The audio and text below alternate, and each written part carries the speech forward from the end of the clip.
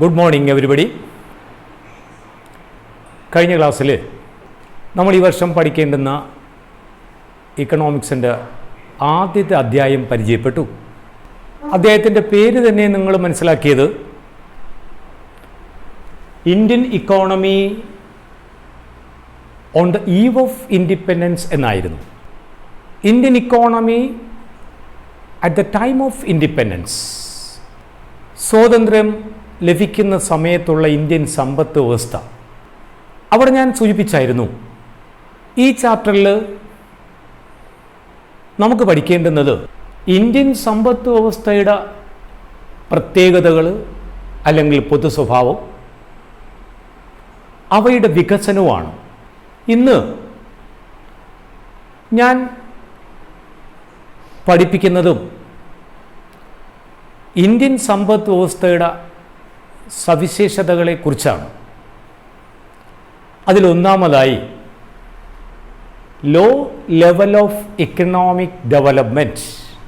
നോക്കുക, ഒന്നാമത്തെ point low level of economic development. സാമ്പത്തിക വികസനത്തിന് നില കുറയാനുള്ള കാരണം, എന്തുകൊണ്ട് സാമ്പത്തിക വികസനം താഴ്ന്ന നിലയിലായി എന്നാണ് ഈ പോയിന്റിലൂടെ നാം മനസ്സിലാക്കാൻ പോകുന്നത്. ബ്രിട്ടീഷുകാരൻ 200 കൊല്ലം ഇവിടെ ഭരിച്ചതിൻ്റെ ഭാഗമായി നമ്മുടെ സാമ്പത്തിക വികസനം വളരെ താഴ്ന്ന നിലയിലായിരുന്നു. എന്നാൽ ബ്രിട്ടീഷുകാരൻ ഇവിടെ ഭരിക്കുന്നതിന് മുമ്പ് നമ്മുടെ സമ്പത്ത് വ്യവസ്ഥ സ്വയം പര്യാപ്തമായിരുന്നു. സെൽഫ് സഫിഷ്യൻ്റ് എന്ന് പറയും ഇംഗ്ലീഷിൽ. സ്വയം പര്യാപ്തമായ ഒരു രാജ്യമായിരുന്നു നമ്മുടേത്. അപ്പോൾ ഈ ബ്രിട്ടീഷ് ഭരണത്തിൻ്റെ ഭാഗമായി നമ്മുടെ സാമ്പത്തിക വികസനം താഴ്ന്ന നിലയിലായിരുന്നു എന്ന് പോയിന്റ് കൂട്ടി മനസ്സിലാക്കുക, ഓർക്കുക. ഈ കാലയളവിൽ കൃഷിയായിരുന്നു നമ്മുടെ ഭൂരിഭാഗം ജനങ്ങളുടെയും ഉപജീവന മാർഗമെങ്കിലും നിർമ്മാണ പ്രവർത്തനങ്ങൾക്ക് നാം സ്വയം പര്യാപ്തമായിരുന്നു. Though agriculture was the main livelihood. വാക്ക് എഴുതിയിരിക്കുന്ന പുതിയ വാക്ക് ലൈവ്ലിഹുഡ്, ഉപജീവന മാർഗം. Agriculture was the main source of livelihood of people in our country, in our nation, in our economy. നമ്മുടെ രാജ്യത്ത് ജനങ്ങളുടെ ഉപജീവന മാർഗം കൃഷിയായിരുന്നുവെങ്കിലും we had sufficient manufacturing activities. നിർമ്മാണ പ്രവർത്തനങ്ങൾ, ഏറെ നിർമ്മാണ പ്രവർത്തനങ്ങൾ ഇവിടെ നിലനിന്നിരുന്നു, ഉണ്ടായിരുന്നു. പ്രത്യേകിച്ചെടുത്ത് പറയുകയാണെങ്കിൽ, നിങ്ങൾ പഠിച്ചിട്ടുണ്ട്, ഇന്ത്യൻ കരകൗശല വസ്തുക്കളുടെ നിർമ്മാണത്തിൽ ലോകത്ത് പ്രസിദ്ധി ആർജിച്ച ഒരു രാജ്യമായിരുന്നു നമ്മുടേത്. Our nation, our economy was well known for handicrafts industries. Handicrafts, ബോളിൽ എഴുതിയിട്ടുണ്ട് സ്പെല്ലിങ് ഹാൻഡിക്രാഫ്റ്റ്സ്, കരകൗശല വസ്തുക്കളുടെ നിർമ്മാണത്തിൽ നാം പ്രസിദ്ധി ആർജിച്ചിരുന്നു. കൂടാതെ cotton industries, silk industries, metal and precious stones etcetera. Silk വ്യവസായം, പരുത്തി വ്യവസായം, ലോഹം, വിലപിടിപ്പുള്ള വജ്രക്കല്ലുകൾ, ഇവയുടെയൊക്കെ കാര്യത്തിൽ നാം ഏറെ പ്രസിദ്ധി ആർജിച്ചിരുന്ന കാലമായിരുന്നു. In our nation, in our economy. പ്രത്യേകിച്ച് പറയണമെങ്കിൽ കരകൗശല വസ്തുക്കളുടെ കാര്യത്തിൽ നമ്മൾ വളരെ മുൻപന്തിയിലായിരുന്നു. നിങ്ങൾ കേട്ടിട്ടുണ്ടാവും, പട്ടുനൂൽ വസ്ത്രങ്ങളുടെ കയറ്റുമതിയിൽ കാശ്മീർ ഷാൾ, ഇവയൊക്കെ നമുക്ക് വിദേശ നാണയം നേടിത്തന്ന പ്രധാന ഇനങ്ങളായിരുന്നു. അപ്പോൾ നമുക്ക് പറയാം our economy was well known for or popular in these industries. ഈ വ്യവസായങ്ങളുടെ കാര്യത്തിൽ നമ്മുടെ രാജ്യത്തിന് പുറത്ത് നമ്മൾ ഏറെ പ്രസിദ്ധി ആർജിച്ചിരുന്നു എന്നാണ് നാം ഓർക്കേണ്ടത്. അപ്പോൾ ബ്രിട്ടീഷുകാരൻ വരുന്നതിന് മുമ്പും ഈ മാറ്റങ്ങൾ, ഈ വളർച്ച രാജ്യത്തിനുണ്ടായിരുന്നു എന്നാണ്. ബ്രിട്ടീഷുകാരൻ്റെ ഭരണം പ്രധാനമായും ലക്ഷ്യമിട്ടത് അവരെ രാജ്യത്തെ താൽപ്പര്യങ്ങൾ, സാമ്പത്തിക താൽപ്പര്യങ്ങൾ സംരക്ഷിക്കുക എന്നതായിരുന്നു. The main objective of British rule was to protect the economic interest of home country. അവരെ രാജ്യത്തെ വളർച്ച, സാമ്പത്തിക താൽപ്പര്യങ്ങൾ ആയിരുന്നു ലക്ഷ്യമിട്ടത്. അല്ലാതെ ഇന്ത്യയുടെ സാമ്പത്തിക വികസനമല്ല, സാമ്പത്തിക വളർച്ചയല്ല അവർ ലക്ഷ്യമിട്ടത്. ശ്രദ്ധിക്കുക പോയിന്റ്. ബ്രിട്ടീഷിൻ്റെ ഭരണം പ്രധാനമായും ലക്ഷ്യമിട്ടത് അവരുടെ രാജ്യത്ത് സാമ്പത്തിക വളർച്ചയും അല്ലാതെ നമ്മുടെ രാജ്യത്തിൻ്റെ വളർച്ചയും ആയിരുന്നില്ല. അതിനവർ ചെയ്തത് എന്തെന്നാൽ നമ്മുടെ രാജ്യത്തെ എന്തായി ഉപയോഗിച്ചു? അവരുടെ വ്യവസായങ്ങൾക്ക് ആവശ്യമായ അസംസ്കൃത പദാർത്ഥങ്ങൾ സപ്ലൈ ചെയ്യുന്ന ഒരു രാജ്യം, നമ്മൾ പറയും സപ്ലയർ, അത് സപ്ലൈ ചെയ്യുന്ന ഒരു സപ്ലയറാക്കി നമ്മുടെ രാജ്യത്തെ അവർ മാറ്റി. They used India as a supplier of raw materials for the British industries. British വ്യവസായങ്ങൾക്ക് ആവശ്യമായ റാ മെറ്റീരിയൽസ് ഇന്ത്യയിൽ നിന്ന് അല്ലെങ്കിൽ ഈ രാജ്യത്ത് നിന്ന് അവർ കടത്തിക്കൊണ്ടുപോയിരുന്നു. കൂടാതെ വ്യാവസായിക ഉൽപ്പന്നങ്ങൾ അല്ലെങ്കിൽ ബ്രിട്ടൻ ഉൽപ്പാദിപ്പിച്ച ഉൽപ്പന്നങ്ങൾ ഈ രാജ്യത്ത് കൊണ്ടുവന്ന് വിറ്റഴിക്കുക എന്നുള്ളൊരു വിപണിയാക്കി മാറ്റി. To convert our nation or economy into a market for finished products produced in Britain. അവിടെ ഉണ്ടാക്കിയ ഉൽപ്പന്നങ്ങൾ, ആ രാജ്യത്ത് ഉൽപ്പാദിപ്പിച്ച ഉൽപ്പന്നങ്ങൾ ഇവിടെ കൊണ്ടുവന്ന് വിറ്റഴിക്കാൻ ഒരു കമ്പോളമാക്കി നമ്മെ കണ്ടു. This destroyed all industries in our nation or in our economy. ഇത് നമ്മുടെ സമ്പത്ത് വ്യവസ്ഥയെ തകിടം മറിച്ചു, എല്ലാ വ്യവസായങ്ങളെയും തകർത്തു. All industries. So this is A policy. ഇതൊരു നയമായിരുന്നു ബ്രിട്ടൻ്റെ. ഈ നയത്തെ തന്നെ വിശേഷിപ്പിക്കാം സ്റ്റെപ്പ് മദർ പോളിസി. നിങ്ങൾ കേട്ടിട്ടുണ്ടാവും രണ്ടാനമ്മ നയം, ചിറ്റമ്മ നയം. They followed a stepmother policy towards India, towards our nation. നമ്മുടെ രാജ്യത്തോടൊരു നയം, ഒരു രണ്ടാനമ്മ നയം അവർ പിന്തുടർന്നതിൻ്റെ ഭാഗമായി നമ്മുടെ വ്യവസായങ്ങളെല്ലാം തകർന്ന് തരിപ്പണമായി. ശ്രദ്ധിക്കുക, ഞാൻ പറഞ്ഞ ഒരു പോയിൻ്റ് ബ്രിട്ടീഷ് ഭരണകാലത്ത് അവർ കൈക്കൊണ്ട നയത്തെ ഒരു പേര് പറയുന്നു, അതിനെ വിശേഷിപ്പിക്കുന്നു സ്റ്റെപ്പ് മദർ പോളിസി. എന്തുകൊണ്ടാണ് സ്റ്റെപ്പ് മദർ പോളിസി? ആ ചോദ്യത്തിന് ഉത്തരം നമുക്ക് കൊടുക്കാം. എന്താ ഉത്തരം? അവരുടെ ഭരണകാലം മാതൃരാജ്യത്തിൻ്റെ വളർച്ചയ്ക്ക്, വികസനത്തിന് വേണ്ടി നമ്മെ ഉപയോഗിച്ചു. നമ്മൾ അസംസ്കൃത പദാർത്ഥങ്ങൾ കൊണ്ടുപോയി സംസ്കരിച്ച് ഇവിടെ വിറ്റഴിച്ചതും ആയിരുന്നു അവർ കൈക്കൊണ്ട നയം. പോയിൻ്റ് ഓർക്കുക, ശ്രദ്ധിക്കുക.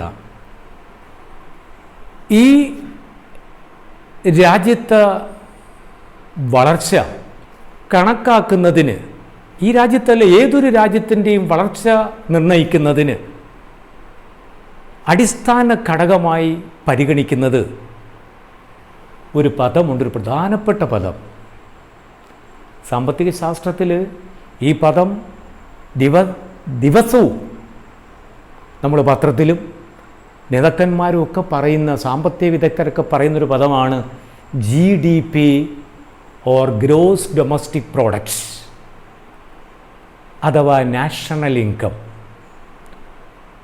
ഈ ഘടകമാണ്, ഗ്രോസ് ഡൊമസ്റ്റിക് പ്രോഡക്റ്റാണ് ഒരു രാജ്യത്തിൻ്റെ വളർച്ച നിർണ്ണയിക്കുന്ന അടിസ്ഥാന ഘടകം. അപ്പോൾ പഠിക്കുക, what is GDP? Gross domestic products. അടുത്ത വർഷം ആദ്യത്തെ അധ്യായം തന്നെയും ഇതിലൊക്കെയാണ് ആരംഭിക്കുന്നത്. ഒരു പ്രധാനപ്പെട്ട അധ്യായത്തിൽ പഠിക്കേണ്ടതാണ് gross domestic product, GROSS. Domestic ഒക്കെ എല്ലാവർക്കും പരിചയമുള്ള വാക്കാണ്. പ്രോഡക്റ്റ്സ്, ഉൽപ്പന്നം. മലയാളത്തിൽ മൊത്ത ആഭ്യന്തര ഉൽപ്പന്നം എന്ന് പറഞ്ഞാൽ രാജ്യത്തിനകത്ത് നിർമ്മിക്കുന്ന, ഉൽപ്പാദിപ്പിക്കുന്ന ഉൽപ്പന്നം. അതിനെ നമുക്കൊരു വാചകമായിട്ടൊന്ന് നിർവചിക്കാം. നോക്കുക, gross domestic product is the money value of all goods and services produced within the country. ഈ രാജ്യത്തിനകത്ത്, ഞാനത് പറയുമ്പോൾ അതിർത്തിക്കകത്ത് എന്ന് തന്നെ കുട്ടി മനസ്സിലാക്കണം, ഉൽപ്പാദിപ്പിക്കുന്ന സാധന സേവനങ്ങളുടെ പണമൂല്യമാണ് GDP. ഒന്നുകൂടെ പറയുന്നു, the money value of all goods and services produced within the country. Within the country എന്ന് പറയുമ്പോൾ the domestic territory of a nation, ഒരു രാജ്യത്തിൻ്റെ ആഭ്യന്തര അതിർത്തി, രാജ്യത്തിൻ്റെ ആഭ്യന്തര അതിർത്തിക്കകത്ത് ഉൽപ്പാദിപ്പിക്കുന്ന. നിങ്ങൾക്കറിയാം, ഇന്ന് ഏറെ നമ്മൾ വളരെ ഗൗരവത്തോടു കൂടിയൊക്കെ കണ്ട ഒരു കാര്യമാണ് അതിർത്തിയിലെ സംഘർഷങ്ങൾ. പാകിസ്ഥാൻ ഒരു ഭാഗത്ത് നിന്ന് ചെറുതായിട്ട് നമ്മൾ അതിർത്തി ലംഘിച്ചുകൊണ്ടിരിക്കുന്നു.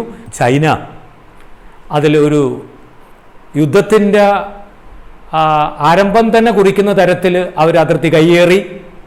അപ്പോൾ ഇത് എല്ലാവർക്കും അറിയാം, അതിർത്തി, നമുക്കൊരു അതിർത്തിയുണ്ട്, ഇന്ത്യ മഹാരാജ്യത്തിന് ഒരു അതിർത്തിയുണ്ട്. ആ അതിർത്തിക്ക് അകത്തുൽപ്പാദിപ്പിക്കുന്ന സാധന സേവനങ്ങളുടെ മൂല്യം എന്ന് തന്നെയാണ് അർത്ഥമാക്കുന്നത്. അല്ലെങ്കിൽ നമുക്കതിന് ദേശീയ വരുമാനം എന്നും പറയാം.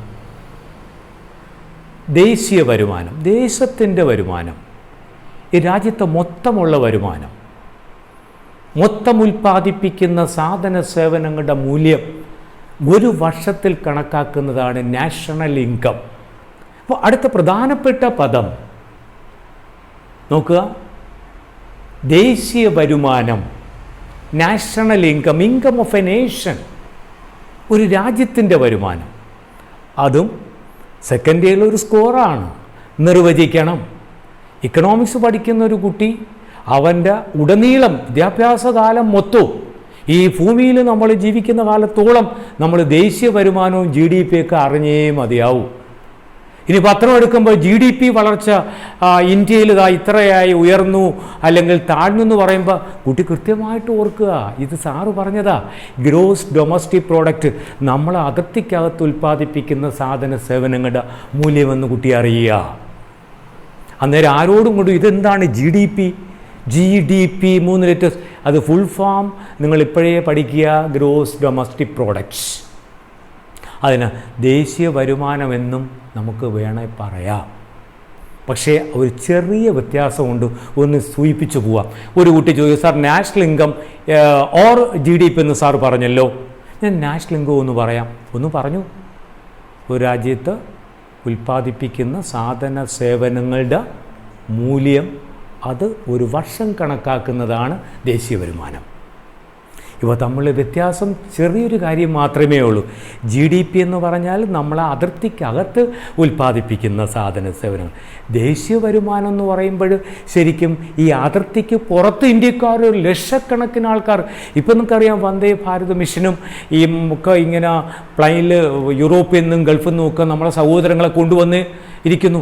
അവർ ആ രാജ്യത്ത് ജോലി ചെയ്തുണ്ടാക്കുന്ന വരുമാനത്തിൻ്റെ ഒരു ഭാഗവും ഇന്ത്യക്കാരാണ്. അവർ ഇന്ത്യൻ നാഷണലാണ്, ഇന്ത്യൻ പൗരനാണ്. അവരുടെ വരുമാനം കൂടെ കണക്കാക്കുന്നതാണ് ദേശീയ വരുമാനം. ഈ വ്യത്യാസം കുട്ടി അറിയുക. ഇതിപ്പോൾ ഇത്ര മാത്രം അറിഞ്ഞാൽ മതി, കൂടുതലായിട്ട് സെക്കൻഡ് ഇയറിൽ പഠിക്കാം. എന്നാൽ ഞാൻ പറഞ്ഞു, ഇതൊരു രാജ്യത്തിൻ്റെ വളർച്ച നിർണ്ണയിക്കുന്ന പ്രധാനപ്പെട്ട ഘടകമാണ്. അതുകൊണ്ട് തന്നെ ദേശീയ വരുമാനത്തെ വിശേഷിപ്പിക്കുന്നത് is an indicator of economic development എന്നാണ്. ഇതാ നോക്കുക, ഇൻഡിക്കേറ്റർ, INDICATOR, ഇൻഡിക്കേറ്റർ. എല്ലാവർക്കും നല്ല പരിചയമുള്ള ഒന്നാണ് ഇൻഡിക്കേറ്റർ. വാഹനം ഓടിക്കുമ്പോൾ ഇൻഡിക്കേറ്റർ, വീട്ടിൽ വൈദ്യുതി ഉണ്ടോ ഇല്ലേ എന്നറിയിക്കേണ്ട ഒരു ചെറിയ സാധനം ഈ വീട്ടിൽ ഇങ്ങനെ മിനുങ്ങും, എന്നുവെച്ചാൽ സപ്ലൈ ഉണ്ട് ഇല്ല എന്നറിയുന്നു. It's an indicator. അപ്പം സൂചിപ്പിക്കുന്നതാണ്, രാജ്യത്തിൻ്റെ വികസനം സൂചിപ്പിക്കുന്ന ഒന്നാണ് ഏത്? ദേശീയ വരുമാനം. രാജ്യത്തിന് വളർച്ച ഉണ്ടോ ഇല്ലയോ എന്ന് നിർണ്ണയിക്കുന്നത് ഏത് നോക്കിയെന്ന് ചോദിച്ചാൽ ദേശീയ വരുമാനത്തിൻ്റെ അടിസ്ഥാനത്തിലാണ്.